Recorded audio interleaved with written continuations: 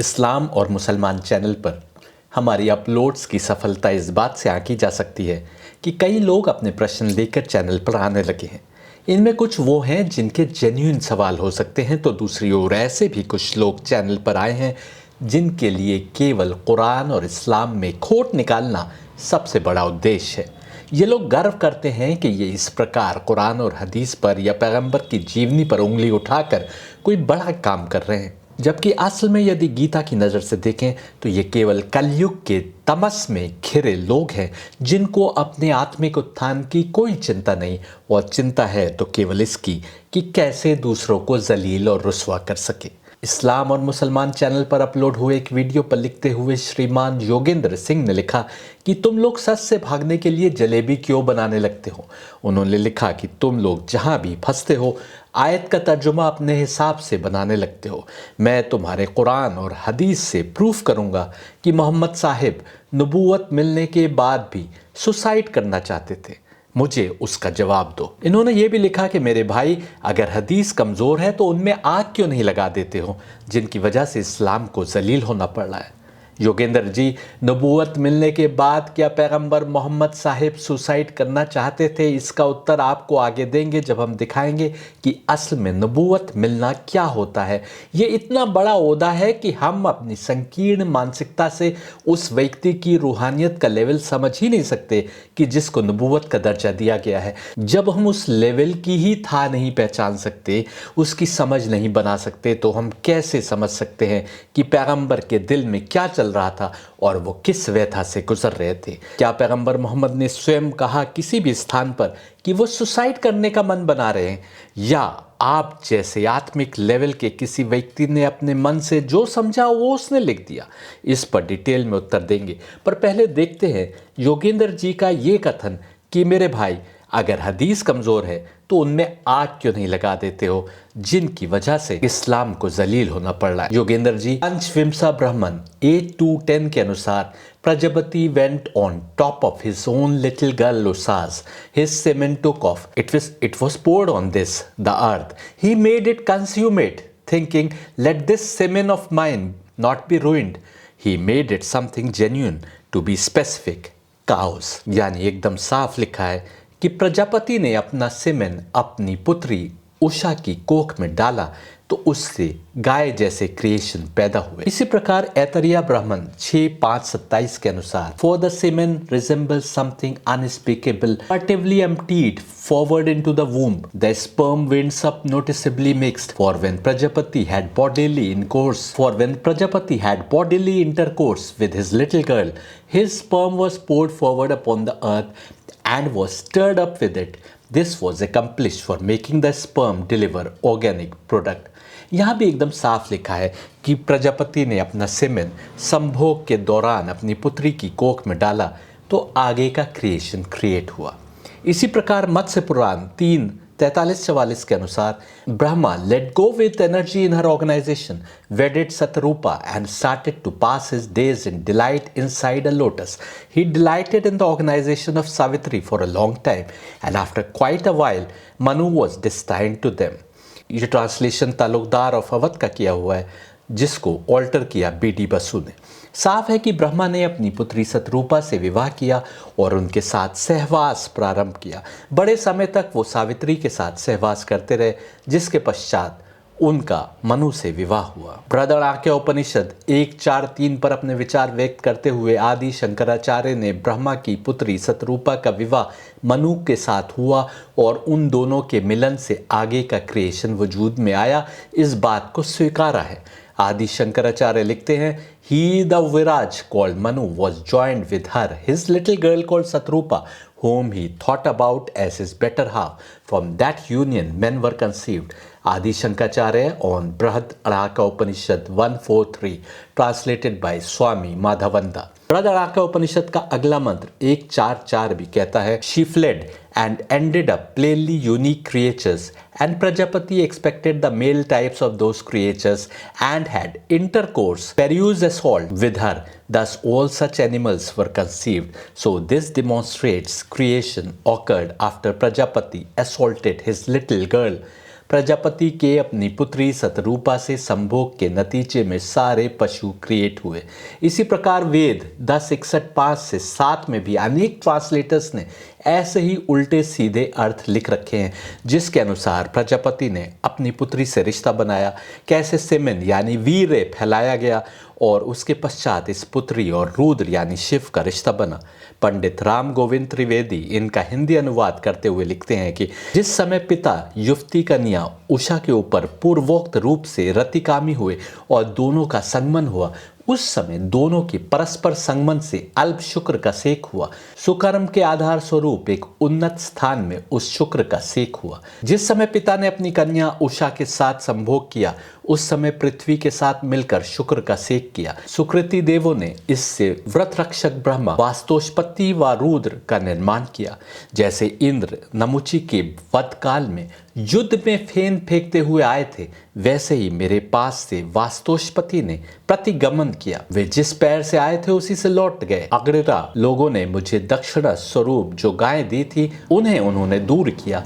अनायास ग्रहण समर्थ होने पर भी उन्होंने गायों को नहीं लिया। इसी प्रकार मत्र यानी संहिता 4214 Prajapati wanted his own particular little girl Ushas. She turned into a red deer and he, having expected a buck, went on top of her. Prajapati set his brain on Ushas, his own particular girl.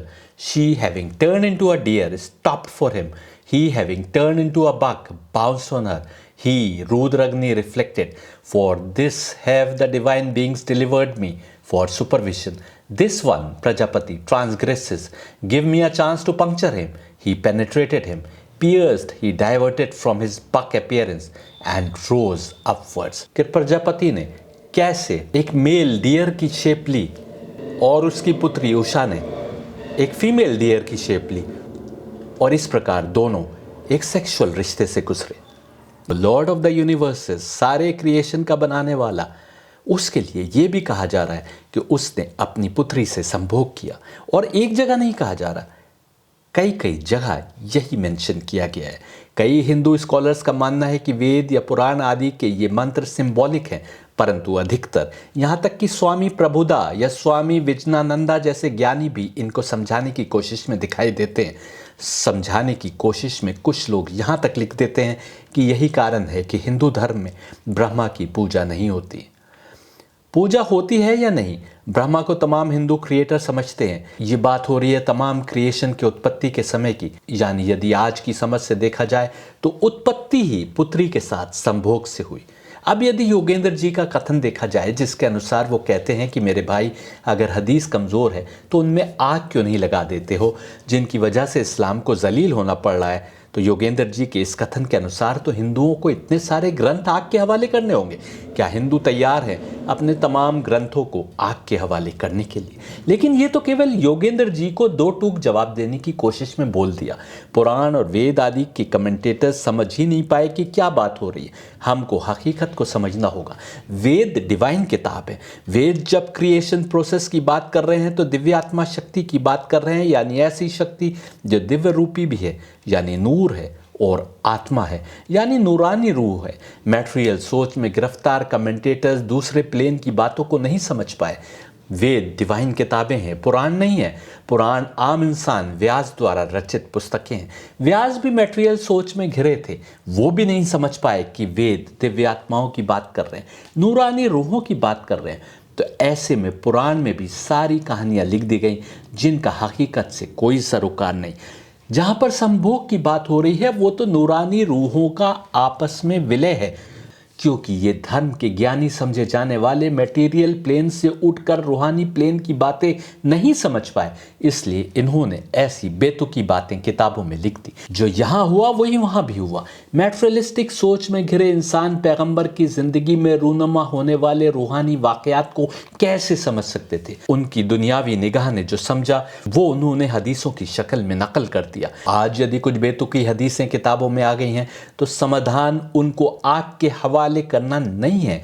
जिस प्रकार योगेंद्र जी आरोप लगा रहे हैं कि तुम लोग जहां फंसते हो आयत का तर्जुमा अपने हिसाब से बना लेते हो, यदि इन हदीसों को किताब से निकाल दिया जाए तो भी ये उन हदीसों को लेकर प्रश्न उठाएंगे कि तुमने अमुक हदीसों को क्यों किताब से निकाल दिया? किताब का लेखक जो कुछ समझा वो उसने लिख दिया और लिख कर चला गया। सही लिखा या गलत, सही समझ के आधार पर लिखा कि गलत समझ के आधार पर, इस पर बहस होगी, ना कि उस किताब को आग के हवाले करने से कोई सॉल्यूशन निकलेगा। कामसूत्र की किताबें भी सैकड़ों साल से हमारे बीच में, आज कोई उनको आग लगा दे तो क्या ये सही होगा? बहस होगी तो इस पर कि क्या कामसूत्र आदि डिवाइन किताबें हैं कि आम इंसान द्वारा मटेरियल वसवसों में गिरफ्तार होकर लिखी गई किताबें। लिखने वाला सात्विक विचारधारा का व्यक्ति था कि दुनिया में गर्क कोई इंसान। यही कारण है कि पैगंबर ने स्वयं ही अपनी हदीसों के बारे में कहा कि यदि मेरी हदीस तुम तक पहुंचे जो कुरान से टकरा रही हो, यानी कुरानी शिक्षा के विपरीत हो, तो उसको दीवार पर दे मारो, यानी उसको रिजेक्ट कर दो। मुसलमान जिन हदीसों को स्वयं रिजेक्ट किए हैं उनको आप किताबों से ढूंढ कर पेश करके ये समझते हैं कि आप बड़े 30 मार खां हो गए। आप समझ ही नहीं पाए कि क्या बात हो रही है। कई हदीसों के लिखने वाले भी नहीं समझ पाए थे, ठीक वैसे जैसे पुराण आदि लिखने वाले या वेदों का अनुवाद करने वाले नहीं समझ पाए कि ये रूहानी प्लेन की बातें हैं जो उसी की समझ में आएंगी जो उस राह का मुसाफिर है। हम हर प्रश्न का उत्तर देंगे जो हमसे पूछा जाएगा। इस पर भी बात करेंगे कि क्या पैगंबर नबूवत मिलने के बाद सुसाइड करने के इच्छुक थे। लेकिन पहले आपको बता दें ऐसे लोगों के बारे में जो अपने आत्मिक उत्थान की चिंता न करते हुए दूसरों में खोट और बुराई ढूंढने में लगे हैं, उनके बारे में गीता क्या कह रही है। देखिए गीता 12:9, अगर तुम परमात्मा पर अपने मस्तिष्क को केंद्रित करने में असक्षम हो तो भी तुम्हें चाहिए कि उससे एक होने के लिए बताए गए विभिन्न माध्यमों में से किसी से अपनी आत्मा को निरंतर बेहतरी की ओर बढ़ाने की कोशिश करो। 12:9 देखिए, if you are unable to fix your thoughts steadily on me, then by means of unitive ascent, that is yoga of practice, seek to reach me, O Dhanamjay, that is Arjun। यदि तुम योग के द्वारा परमात्मा पर ध्यान केंद्रित करने में असक्षम हो तो कम से कम परमात्मा को याद रख के कर्म करो, उसको राजी करने के लिए कर्म करो, तुम परफेक्शन प्राप्त कर सकोगे। और अगला मंत्र 10वां मंत्र कह रहा है, if you happen to be incapable even for practice, then become one whose every action belongs to me the supreme, even doing work for my sake, you shall attain to perfection.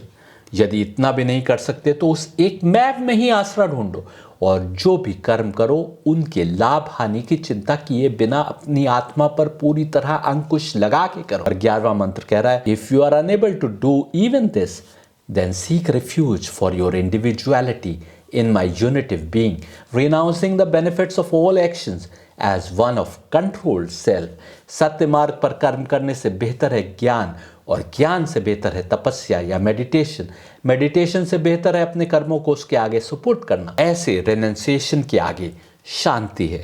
13वां और 14वां मंत्र देखिए, he who has no hatred to all creatures, who is also friendly and compassionate, who is free from possessiveness, that is mindness, and egoism, who is equalized in pain and pleasure, and forgiving, such a unitively disciplined one, that is yogi, who is always contented, self-controlled, firmly resolved, whose mind and reason are dedicated to me, he my devotee is dear to me. और देखो मैं क्यों कह रहा हूं कि तुम पहले गीता की शिक्षा पर तो चले होते तब कुरान में क्या है इसकी चिंता की होती। गीता ऐसे व्यक्ति की बात कर रही है जो दुनिया में अमन और शांति का रखवाला होता है, ना तो वो किसी भी एक्ट से अमन और शांति को तोड़ने की कोशिश करता है और ना कुछ भी जो हो रहा है उसकी शांति को भंग कर सकता है, ना तो अत्यधिक खुशी में खुश होता है और ना जल्दी या डर में व्यथित होता है। ऐसा व्यक्ति मेरा प्रिय है। इंग्लिश में 15वां वर्स देखिए, he who does not disturb the peace of the world and whose peace is not disturbed by the world and who is free from exaggerations of joy, haste and fear, he too is dear to me। बस जरा सोचो, जैसे तुम्हारी बेहतरी की इतनी बेहतरीन बातें गीता में होने के बावजूद तुम उन पर नहीं चलते, वैसे ही अनेक मुसलमान कुरान को अपनी किताब तो कहते हैं लेकिन उसको समझकर उस पर चलने के काबिल अपने को नहीं बनाए। आगे गीता कहती है, वो ना तो किसी से कोई एहसान किए जाने की उम्मीद रखता है, उसको किसी बात की चिंता नहीं सताती, बस परमात्मा में रमे रहता है और उसने हर जिम्मेदारी से अपने को बाहर कर लिया है। 16वां मंत्र देखिए, he who expects no favors, who is clean, expert, who sits unconcerned, carefree, who has relinquished all undertakings, he my devotee is dear to me। फिर से मंत्र 17 में कहा जा रहा है कि कि ना तो अत्यधिक खुश होता है, ना ही नफरतें पालता है या किसी के प्रति बुराई अपने मन में रखता है, ना ही व्यथित होता है और ना सपने संजोता है, और जिसमें जो कुछ बेहतरी है या उसकी हानि है उससे अपने को परे कर लेता है। ऐसा व्यक्ति जिसने डिवोशन के साथ अपने को परमात्मा में लीन कर लिया है, वही मुझे प्रिय है। 70वां मंत्र इंग्लिश में देखिए, He who neither rejoices nor hates, nor grieves nor desires, and who has relinquished both the beneficial and the harmful, such a one endowed with devotion is dear to me। तुम हिंदू हो तो कम से कम गीता में परमात्मा क्या चाह रहा है उस पर ही चल लिए होते। यदि तुमने ऐसा किया होता तो आज ऐसे प्रश्न नहीं पूछ रहे होते। तुम आत्मिक उत्थान के उस लेवल पर होते कि जो उस मार्ग का मुसाफिर नहीं, उसको तुम पीछे छोड़ दिए होते, उसकी चिंता में समय व्यर्थ ना गंवाते। आगे कहा जा रहा है, वो दुश्मन और दोस्त के साथ एक समान व्यवहार रखता है। इज्जत मिले कि बेइज्जती, उसके आचरण में कोई अंतर नहीं पड़ता। ठंड हो या गर्मी, खुशी हो कि गम, और वो अपने को हर मोह लगाव से दूर रखता है। उसको बुरा भला कहो कि उसकी प्रशंसा करो, जो कुछ भी समय का चक्र सामने करता है उस पर अपने मस्तिष्क को कांस्टेंट रखता है। ऐसा व्यक्ति मुझे प्रिय है। तुम कर तो वो सब कुछ रहे हो जो गीता अनुसार अप्रिय चीजें हैं और अपने को धर्म का विश्लेषक कहते हो।